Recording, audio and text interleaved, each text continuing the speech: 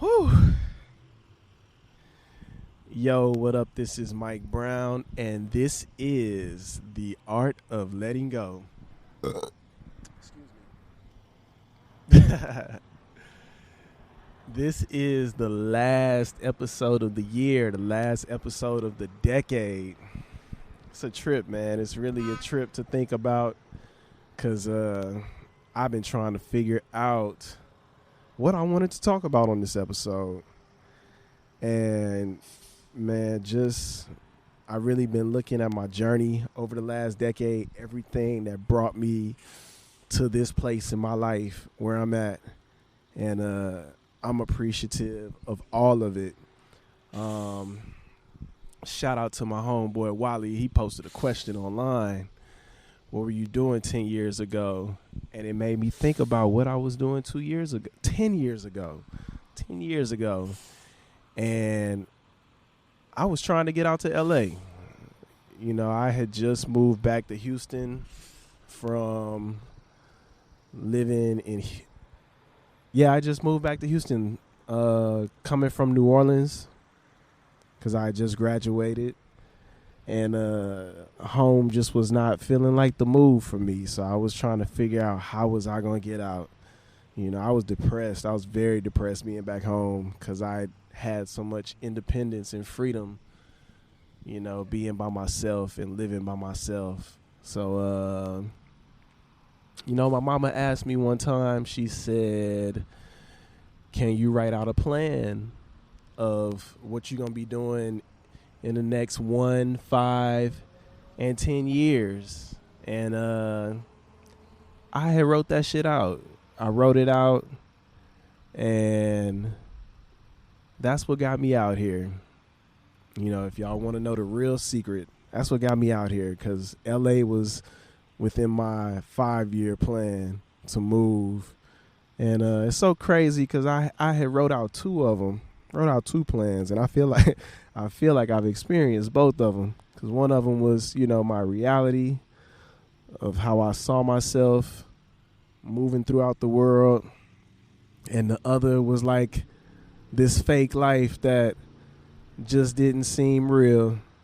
And yeah, man, I feel like 10 years ago me would be super proud of where the fuck I'm at, because yeah, it was a struggle getting out here, but I was saving up money, and shit, I got into school out here. I went to the Art Institute and ended up out in LA in June of 2010. No, yeah, June of 2010 I ended up in LA. But yeah, 2009 I was working on that plan. Fast forward, I got out here. I was working at Nike. I was outside of working, trying to figure out my own shit. Yeah, man, I think looking at my 10 years, like, sexuality has been like a very big part of it. I remember being out here and like sneaking around, meeting guys and shit. And yeah, those were really weird fucking times. And I remember being confused because I met a bunch of men that were like me but identified as gay, because, you know, prior to coming to LA, you know, while entering this decade, I was still in denial of being gay. I used to tell myself that I was going to be able to pray it away. I used to try to pray it away. You know, shit, I used to, before going to bed, I used to always say, like, if this is not for me, or this is not what I'm supposed to be, please go ahead and just end my life. That's so crazy. Like, looking back at that, like, I've never tried to kill myself, but yeah, I used to wish that I wouldn't be alive because of something that I had zero control over. I think my biggest lesson in this decade is recognizing that we all go through shit, everybody. But the shit that's dealt to us is shit that we can handle, and we really have to just work through that shit. You know, you gonna smile, you gonna frown, but I think really, really making sure, like, being conscious and aware that you can focus more smiles than frowns, because you're gonna get both, but you know, you don't have to get stuck in the sad ones. But fast forwarding to 2012, man, 2012, I graduate from college, from the Art Institute, and Frank Ocean puts out Channel Orange. Oh, Channel Orange had me fucked up because that letter had came out and shit, and you know, he was on there talking about he had been with a man and shit, and yeah, it fucked me up because I was going through my own shit at the time, and all my friends were like very accepting of Frank Ocean. They were all like liking the music, and you know, we talked about the shit and they thought it was cool and shit, and it made me feel like it gave me some confidence. So thank you, Frank Ocean. You were a big part of this decade for me. But yeah, it gave me some confidence to feel like, man, I could be me, you know. I could be me. So I went through like a slight depression during that time, and it wasn't slight shit. I was depressed. I was super depressed. I was smoking weed every day and not going nowhere and shit. I remember James told me one time, he was concerned about me because he hadn't seen me in a while, and I didn't even know how to respond to that. And shit, that same year, 2010, the same year I said I was gonna move to, no, 2012, yeah, 2012. I don't know why I wrote it down. I just thought it would be cool because, like I said, I write goals and shit. But I wrote down that I was gonna meet Pharrell, and I ended up meeting Pharrell like right before my birthday, and just recognizing how shit was going and shit, and seeing like, you know, that I could just do what I wanted to do, and you know, motherfuckers out here being themselves and shit. I was like, fuck it. I couldn't be fucking I couldn't be 26 and still, like, you know, struggling like with being me and shit.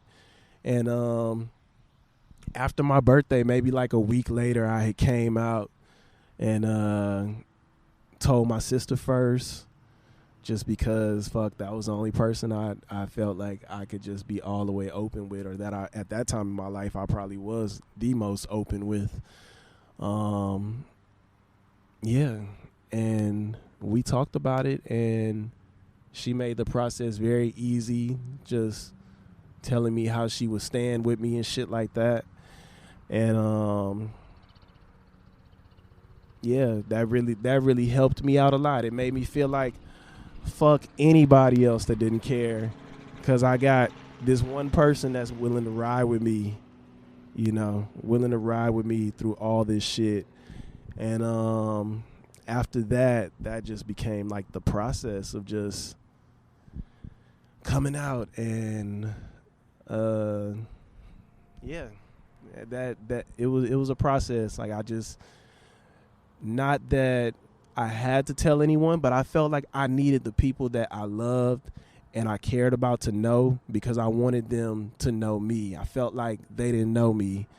And you know, as I look now, like, yeah, they knew who I was at that time, but there were parts of me that I needed to be more vulnerable with them to see, in order to find comfort within myself. It wasn't about nobody else. It was really about finding comfort within myself.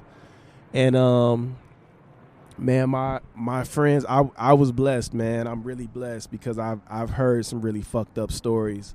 But I was blessed that all of my friends and my family really supported me in everything I was doing. And I'm so appreciative of that. I appreciate all of y'all so much. And it really makes me,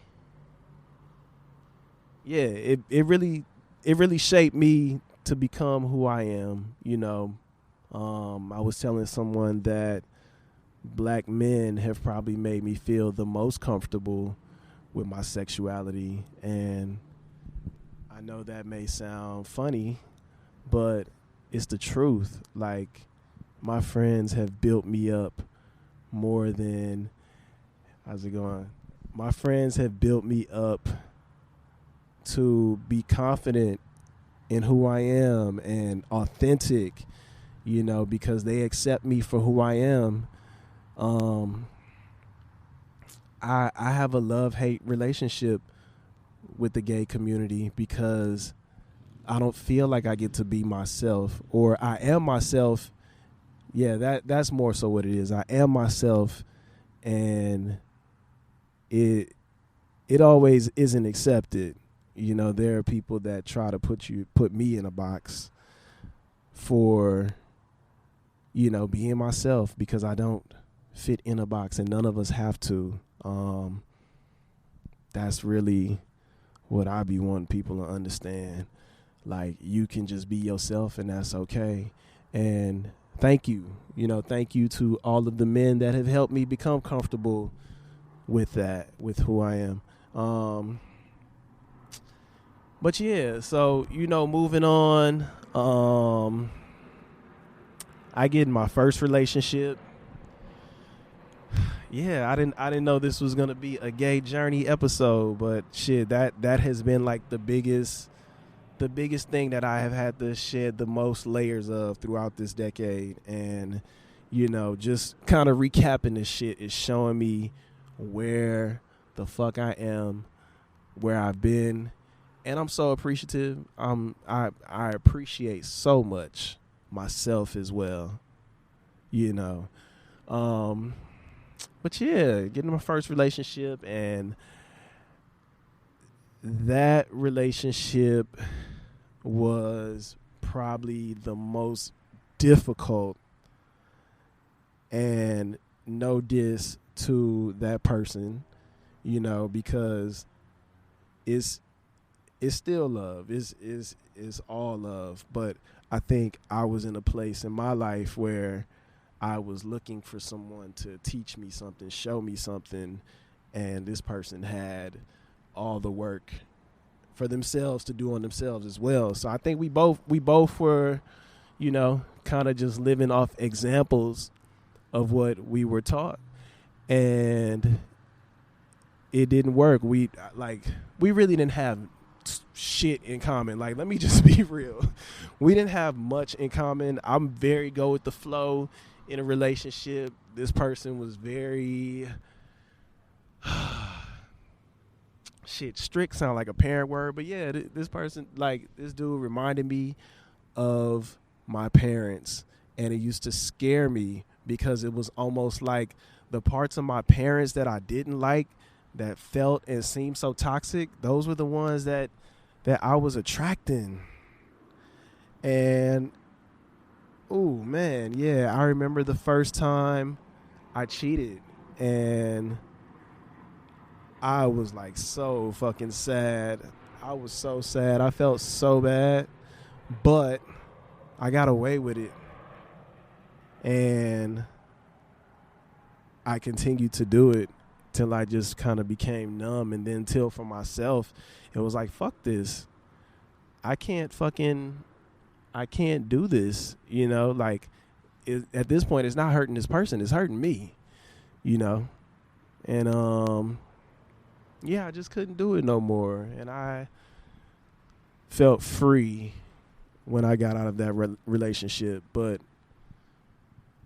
shout out him, because I had a lot of learning to do, and I'm sure he did too. And I hope that he has learned everything that he needed to learn, because I learned all I needed to. Yeah, after that, dated a lot. Dated a whole lot.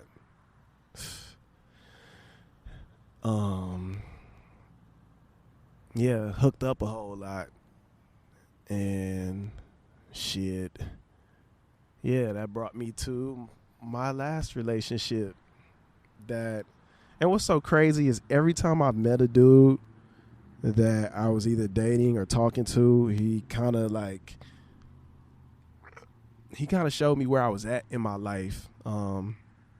I would say that's one of the biggest lessons I ever learned from like everybody I dated, because they really showed me,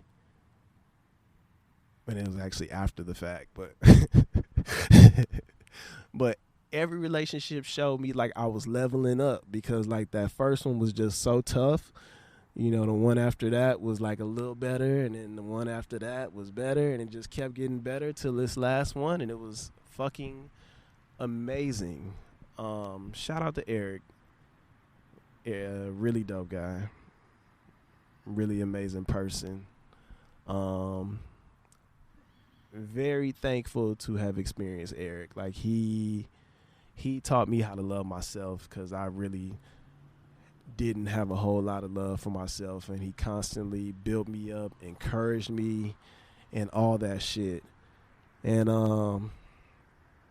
yeah, man, I really appreciate that. But we broke up. Yeah, I know I'm jumping around a whole lot, but that's like the most significant things to me. But we broke up. And you know, I'm appreciative of that as well, because I feel like I had some real healing in my life that I really needed to do from my past, to just basically to catch my past up to my present. In August, I got taken advantage of. I got violated by a friend. And yeah, man, I didn't know how to process that shit. I really didn't. I was intoxicated when it happened, and you know, he took advantage of me. And he made me feel like I did something wrong. So, you know, but it didn't feel right. So I felt like I had to tell Eric, because like I said, I've cheated in the past. I know what cheating feel like, but this ain't feel like that. And you know, it just showed me, man, if you do not properly love yourself, you can end up being around people that are fucked up, and people that, you know, I don't know, it really fucked me up, because, you know, this was a close friend. So this was somebody that, yeah, I did feel safe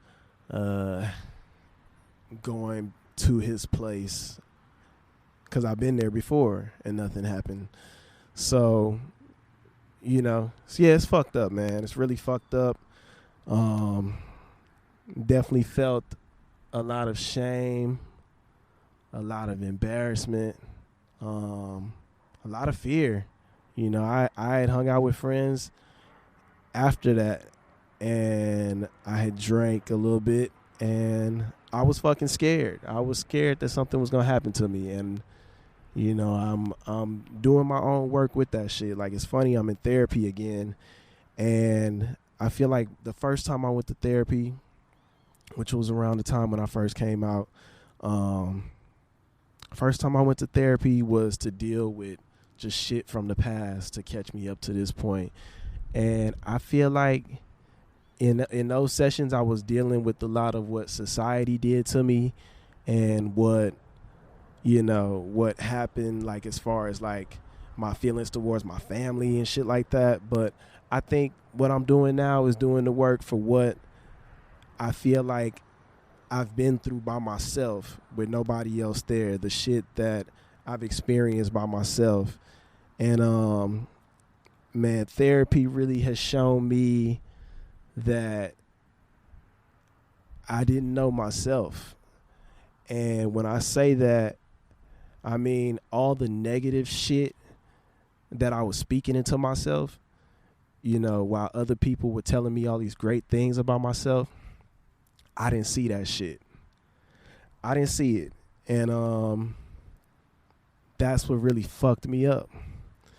You know, during the summertime, I was feeling very alone. And this is 2019, catching us up to 2019. I was feeling very alone.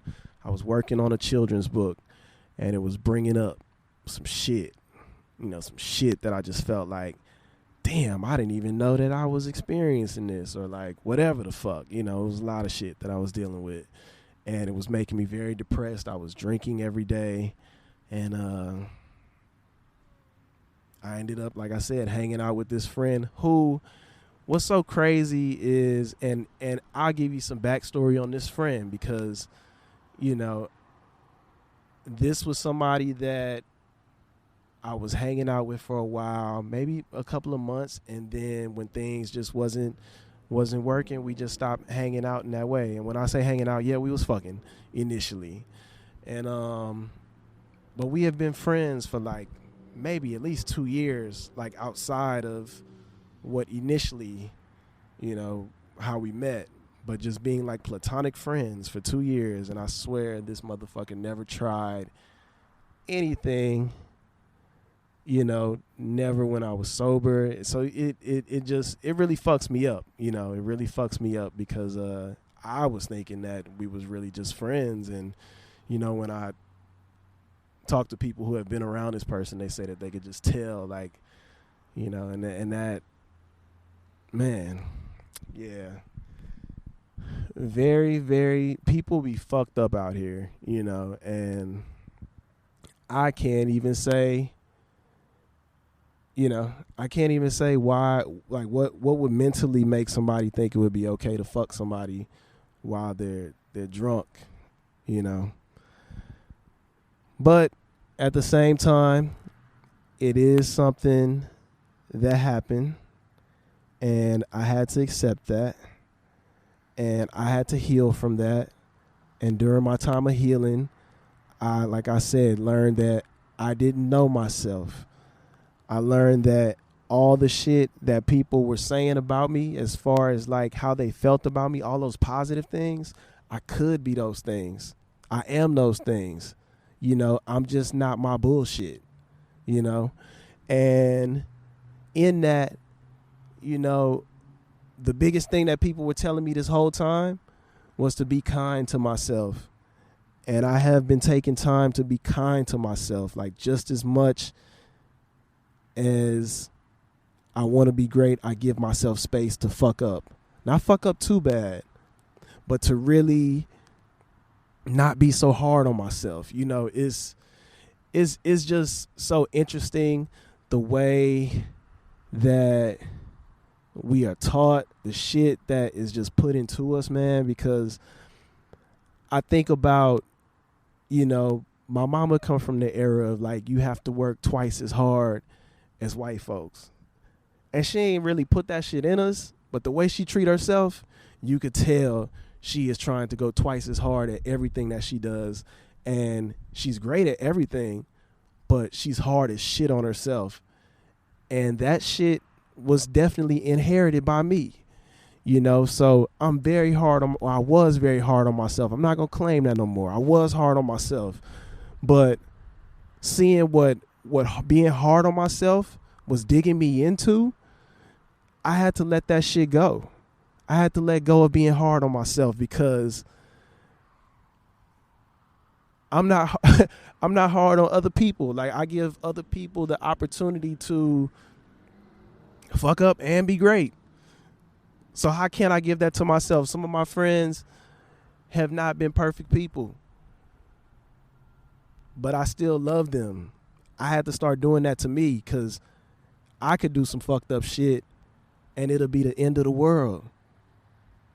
And it ain't like that. You know what I'm saying? Oh, man. Yeah, man. And where do I go from here? I keep smiling. I keep laughing. I keep learning. I keep growing. I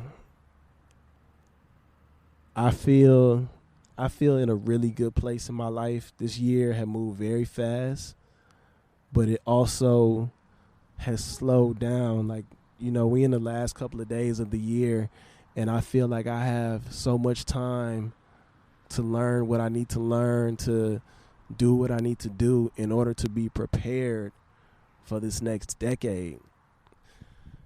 Man, I appreciate y'all so much for listening.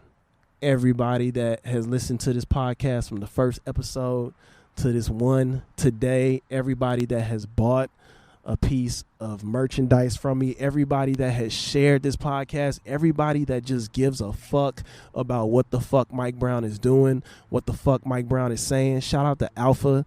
Man, Alpha gave me so much confidence with this shit, because I remember coming with the idea and just telling him I wanted to do a podcast, and he was just like, yeah, I'm down to do it with you. And I didn't even know what that shit looked like.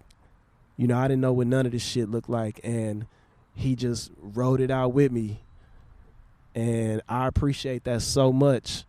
Yeah, man, I appreciate everybody that just builds me the fuck up all the time. I appreciate my family. I appreciate my friends, and I appreciate myself. I appreciate just being here, being able to do this as often as I want to, as much as I want to, as little as I want to. Like, I really feel good in my life. I really feel free. And that's all I've been looking for. So y'all have a Merry Christmas, Happy Kwanzaa, Happy Hanukkah. Love yourself. Love everything and everybody around you. Take care of yourselves. This is Mike Brown, and this is The Art of Letting Go. Peace. Thank you for tuning into this week's episode of The Art of Letting Go. If you enjoyed the show, be sure to subscribe on whatever streaming platform that it is you listen on. And if we aren't there, let us know and we'll try to get on there. What do you think of the show? Hit me up on all social media at The Art of Letting Go Podcast. You can send me an email at theartoflettinggopodcast@gmail.com or give me a call, 213-394-2773. And if you would like to support the show, we do have some really cool merch that's out. Check it out on teespring.com. Thank you for listening. Again, this is The Art of Letting Go.